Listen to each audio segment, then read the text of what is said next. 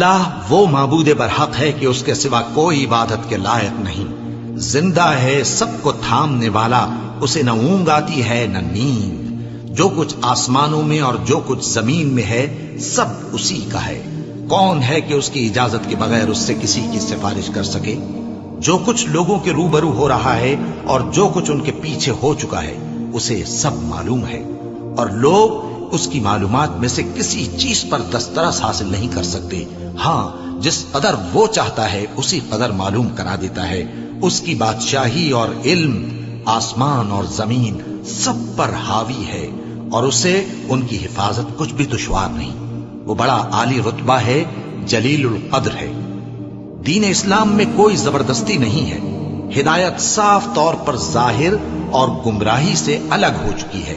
تو جو شخص بتوں سے اعتقاد نہ رکھے اور اللہ پر ایمان لائے، اس نے ایسی مضبوط رسی ہاتھ میں پکڑ لی ہے جو کبھی ٹوٹنے والی نہیں، اور اللہ سب کچھ سنتا ہے، سب کچھ جانتا ہے۔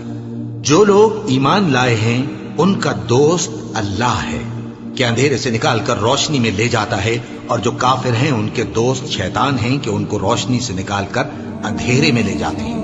یہی لوگ اہل دوزخ ہیں کہ اس میں ہمیشہ رہیں گے۔ بھلا تم نے اس شخص کو نہیں دیکھا جو اس غرور کے سبب سے کہ اللہ نے اس کو سلطنت بخشی تھی، ابراہیم سے اپنے پروردگار کے بارے میں جھگڑنے لگا؟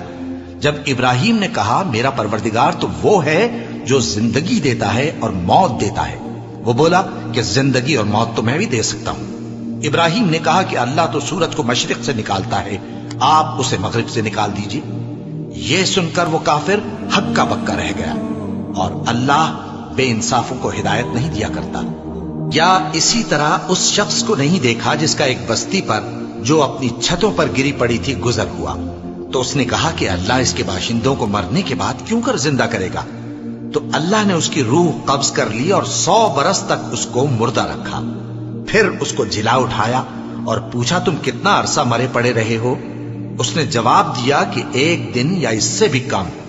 اللہ نے فرمایا نہیں بلکہ 100 برس مرے رہے ہو، اور اپنے کھانے پینے کی چیزوں کو دیکھو کہ اتنی مدت میں مطلق سڑی بسی نہیں، اور اپنے گدھے کو بھی دیکھو جو مرا پڑا ہے۔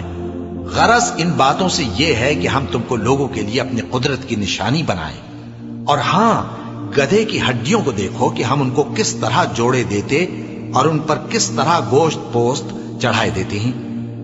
جب یہ واقعات اس کے مشاہدے میں آئے تو بول اٹھا کہ میں یقین کرتا ہوں کہ اللہ ہر چیز پر قادر ہے۔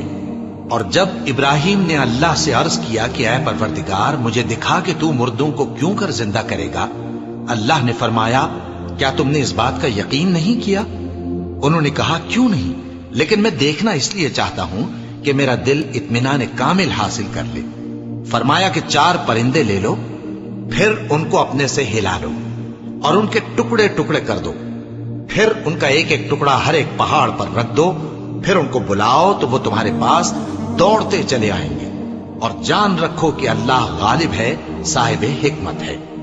جو لوگ اپنا مال اللہ کی راہ میں خرچ کرتے ہیں ان کے مال کی مثال اس دانے کی سی ہے جس سے 7 بالیں اگیں اور ہر ایک بال میں 100 دانے ہوں، اور اللہ جس کے اجر کو چاہتا ہے اور زیادہ کرتا ہے، اور اللہ کشائش والا ہے، سب کچھ جاننے والا ہے۔ جو لوگ اپنا مال اللہ کے راستے میں صرف کرتے ہیں پھر اس کے بعد نہ اس خرچ کا کسی پر احسان رکھتے ہیں اور نہ کسی کو تکلیف دیتے ہیں، ان کا صلہ ان کے پروردگار کے پاس تیار ہے، اور قیامت کے روز نہ ان کو کچھ خوف ہوگا اور نہ وہ غمگین ہوں گے۔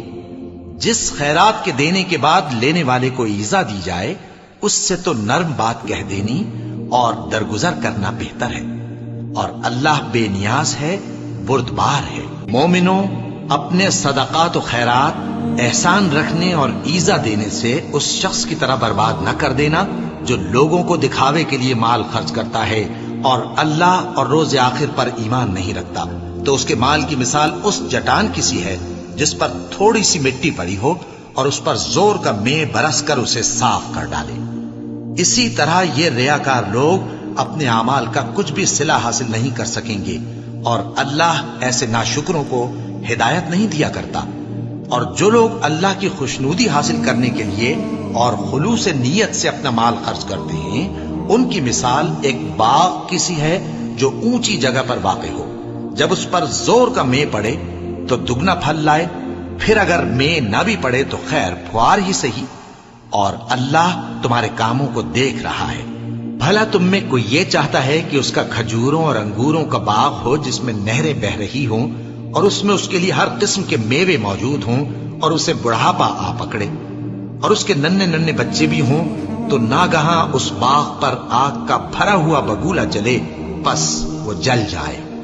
اس طرح اللہ تم سے اپنی آیتیں کھول کھول کر بیان فرماتا ہے تاکہ تم سوچو اور سمجھو۔